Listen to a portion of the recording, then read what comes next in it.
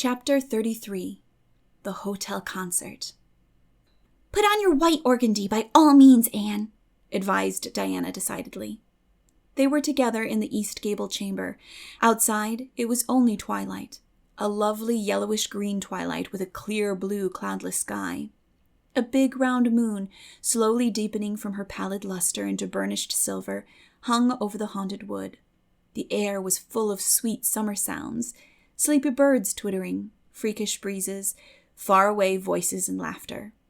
But in Anne's room, the blind was drawn and the lamp lighted, for an important toilette was being made. The East Gable was a very different place from what it had been on that night 4 years before, when Anne had felt its bareness penetrate to the marrow of her spirit with its inhospitable chill. Changes had crept in, Marilla conniving at them resignedly, until it was as sweet and dainty a nest as a young girl could desire. The velvet carpet with the pink roses and the pink silk curtains of Anne's early visions had certainly never materialized, but her dreams had kept pace with her growth, and it is not probable she lamented them. The floor was covered with a pretty matting, and the curtains that softened the high window and fluttered in the vagrant breezes were of pale green art muslin. The walls hung not with gold and silver brocade tapestry, but with a dainty apple blossom paper, were adorned with a few good pictures given Anne by Mrs. Allen. Miss Stacy's photograph occupied the place of honor, and Anne made a sentimental point of keeping fresh flowers on the bracket under it. Tonight, a spike of white lilies faintly perfumed the room like the dream of a fragrance. There was no mahogany furniture, but there was a white-painted bookcase filled with books, a cushioned wicker rocker, a toilette table befrilled with white muslin, a quaint gilt-framed mirror with chubby pink cupids and purple grapes painted over its arched top that used to hang in the spare room, and a low white bed. Anne was dressing for a concert at the White Sands Hotel. The guests had got it up in aid of the Charlottetown Hospital and had hunted out all the available amateur talent in the surrounding districts to help it along. Bertha Sampson and Pearl Clay of the White Sands Baptist Choir had been asked to sing a duet. Milton Clark of Newbridge was to give a violin solo. Winnie Adela Blair of Carmody was to sing a Scotch ballad, and Laura Spencer of Spencervale and Anne Shirley of Avonlea were to recite. As Anne would have said at one time, it was an epoch in her life, and she was deliciously athrill with the excitement of it. Matthew was in the seventh heaven of gratified pride over the honor conferred on his Anne, and Marilla was not far behind, although she would have died rather than admit it. And she didn't think it was very proper for a lot of young folks to be gadding over to the hotel without any responsible person with them. Anne and Diana were to drive over with Jane Andrews and her brother Billy in their double-seated buggy, and several other Avonlea girls and boys were going too. There was a party of visitors expected out from town, and after the concert, a supper was to be given to the performers. "Do you really think the organdy will be best?" queried Anne anxiously. "I don't think it's as pretty as my blue-flowered muslin, and it certainly isn't so fashionable." "But it suits you ever so much better," said Diana. "It's so soft and frilly and clinging. The muslin is stiff and makes you look too dressed up, but the organdy seems as if it grew on you." Anne sighed and yielded. Diana was beginning to have a reputation for notable taste in dressing, and her advice on such subjects was much sought after. She was looking very pretty herself on this particular night, in a dress of the lovely wild rose pink, from which Anne was forever debarred. But she was not to take any part in the concert, so her appearance was of minor importance. All her pains were bestowed upon Anne, who, she vowed, must, for the credit of Avonlea, be dressed and combed and adorned to the Queen's taste. "Pull out that frill a little more. So, here, let me tie your sash. Now for your slippers. I'm going to braid your hair in 2 thick braids and tie them halfway up with big white bows. No, don't pull out a single curl over your forehead. Just have the soft part. There is no way you do your hair suits you so well, Anne, and Mrs. Allen says you look like a Madonna when you part it so. I shall fasten this little white house rose just behind your ear. There was just one on my bush, and I saved it for you." "Shall I put my pearl beads on?" asked Anne. "Matthew brought me a string from town last week, and I know he'd like to see them on me." Diana pursed up her lips, put her black head on one side critically, and finally pronounced in favor of the beads, which were thereupon tied around Anne's slim milk-white throat. "There's something so stylish about you, Anne," said Diana with unenvious admiration. "You hold your head with such an air. I suppose it's your figure. I am just a dumpling. I've always been afraid of it, and now I know it is so. Well, I suppose I shall just have to resign myself to it. But you have such dimples, said Anne, smiling affectionately into the pretty, vivacious face so near her own.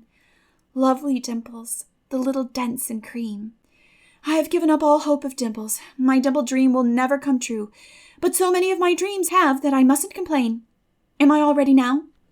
All ready, assured Diana, as Marilla appeared in the doorway, a gaunt figure with grayer hair than of yore, and no fewer angles, but with a much softer face. Come right in and look at our elocutionist, Marilla. Doesn't she look lovely? Marilla emitted a sound between a sniff and a grunt. She looks neat and proper. I like that way of fixing her hair. But I expect she'll ruin that dress driving over there in the dust and do with it, and it looks most too thin for these damp nights. Organdy's the most unserviceable stuff in the world, anyhow, and I told Matthew so when he got it. But there's no use in saying anything to Matthew nowadays. Time was when he would take my advice, but now he just buys things for Anne regardless, and the clerks at Carmody know they can palm anything off on him. Just let them tell him a thing is pretty and fashionable, and Matthew plunks his money down for it.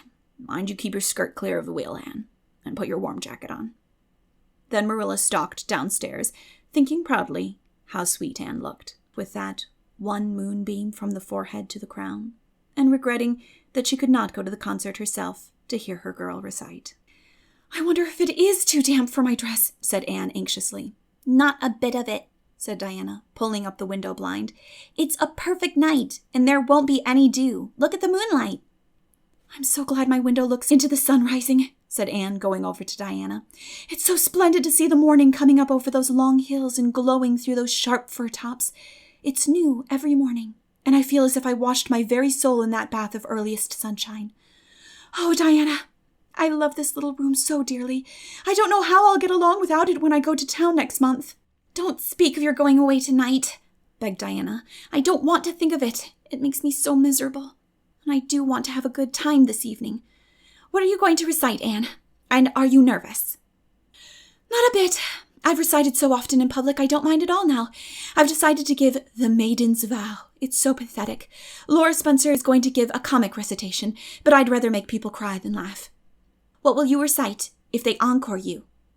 They won't dream of encoring me, scoffed Anne, who was not without her own secret hopes that they would, and already visioned herself telling Matthew all about it at the next morning's breakfast table. There are Billy and Jane now. I hear the wheels. Come on. Billy Andrews insisted that Anne should ride on the front seat with him, so she unwillingly climbed up. She would have much preferred to sit back with the girls, where she could have laughed and chattered to her heart's content. There was not much of either laughter or chatter in Billy. He was a big, fat, stolid youth of 20, with a round, expressionless face and a painful lack of conversational gifts. But he admired Anne immensely, and was puffed up with pride over the prospect of driving to White Sands with that slim, upright figure beside him. Anne, by dint of talking over her shoulder to the girls and occasionally passing a sop of civility to Billy, who grinned and chuckled and never could think of any reply until it was too late, contrived to enjoy the drive in spite of all. It was a night for enjoyment. The road was full of buggies, all bound for the hotel, and laughter, silver clear, echoed and re-echoed along it. When they reached the hotel, it was a blaze of light from top to bottom. They were met by the ladies of the concert committee, one of whom took Anne off to the performers' dressing room, which was filled with the members of the Charlottetown Symphony Club, among whom Anne felt suddenly shy and frightened and countrified. Her dress, which in the east gable had seemed so dainty and pretty, now seemed simple and plain. Too simple and plain, she thought, among all the silks and laces that glistened and rustled around her. What were her pearl beads compared to the diamonds of the big handsome lady near her? And how poor her one wee white rose must look beside all the hothouse flowers the others wore. Anne laid her hat and jacket away, and shrank miserably into a corner. She wished herself back in the white room at Green Gables. It was still worse on the platform of the big concert hall of the hotel where she presently found herself. The electric lights dazzled her eyes. The perfume and hum bewildered her. She wished she were sitting down in the audience with Diana and Jane, who seemed to be having a splendid time away up the back. She was wedged in between a stout lady in pink silk and a tall, scornful-looking girl in a white lace dress. The stout lady occasionally turned her head squarely around and surveyed Anne through her eyeglasses, until Anne, acutely sensitive of being so scrutinized, felt that she must scream aloud, and the white lace girl kept talking audibly to her next neighbor about the country bumpkins and rustic belles in the audience, languidly anticipating such fun from the displays of local talent on the program. Anne believed that she would hate that white lace girl to the end of her life. Unfortunately for Anne, a professional elocutionist was staying at the hotel and had consented to recite. She was a lithe, dark-eyed woman in a wonderful gown of shimmering gray stuff like woven moonbeams, with gems on her neck and in her dark hair. She had a marvelously flexible voice and wonderful power of expression. The audience went wild over her selection. Anne, forgetting all about herself and her troubles for the time, listened with rapt and shining eyes. But when the recitation ended, she suddenly put her hands over her face. She could never get up and recite after that. Never. Had she ever thought she could recite? Oh, if she were only back at Green Gables. At this unpropitious moment, her name was called. Somehow, Anne, who did not notice the rather guilty little start of surprise the white lace girl gave, and would not have understood the subtle compliment implied therein if she had, got on her feet and moved dizzily out to the front. She was so pale that Diana and Jane down in the audience clasped each other's hands in nervous sympathy. Anne was the victim of an overwhelming attack of stage fright. Often as she had recited in public, she had never before faced such an audience as this, and the sight of it paralyzed her energies completely. Everything was so strange, so brilliant, so bewildering. The rows of ladies in evening dress, the critical faces, the whole atmosphere of wealth and culture about her. Very different this from the plain benches at the debating club, filled with the homely, sympathetic faces of friends and neighbors. These people, she thought, would be merciless critics. Perhaps, like the white lace girl, they anticipated amusement from her rustic efforts. She felt hopelessly, helplessly ashamed and miserable. Her knees trembled. Her heart fluttered. A horrible faintness came over her. Not a word could she utter, and the next moment she would have fled from the platform despite the humiliation which she felt must ever after be her portion if she did so.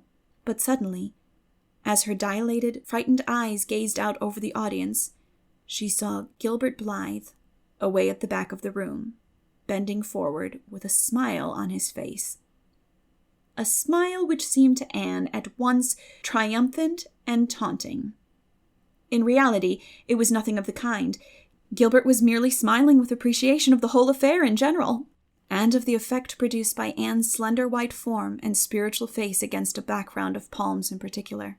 Josie Pye, whom he had driven over, sat beside him, and her face certainly was both triumphant and taunting. But Anne did not see Josie, and would not have cared if she had.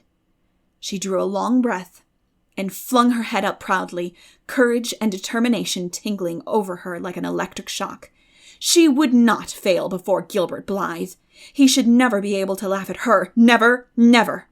Her fright and nervousness vanished, and she began her recitation, her clear, sweet voice reaching to the farthest corner of the room without a tremor or a break. Self-possession was fully restored to her, and in the reaction from the horrible moment of powerlessness, she recited as she had never done before. When she finished, there were bursts of honest applause. Anne, stepping back to her seat, blushing with shyness and delight, found her hand vigorously clasped and shaken by the stout lady in pink silk. "My dear, you did splendidly," she puffed. "I've been crying like a baby. Actually, I have.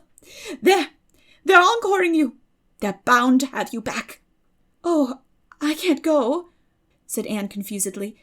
"But yet I must, or Matthew will be disappointed. He said they would encore me." "Then don't disappoint Matthew," said the pink lady, laughing. Smiling, blushing, limpid-eyed, Anne tripped back and gave a quaint, funny little selection that captivated her audience still further. The rest of the evening was quite a little triumph for her.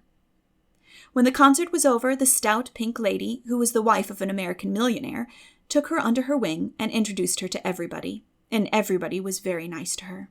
The professional elocutionist, Mrs. Evans, came and chatted with her, telling her that she had a charming voice and interpreted her selections beautifully. Even the white lace girl paid her a languid little compliment.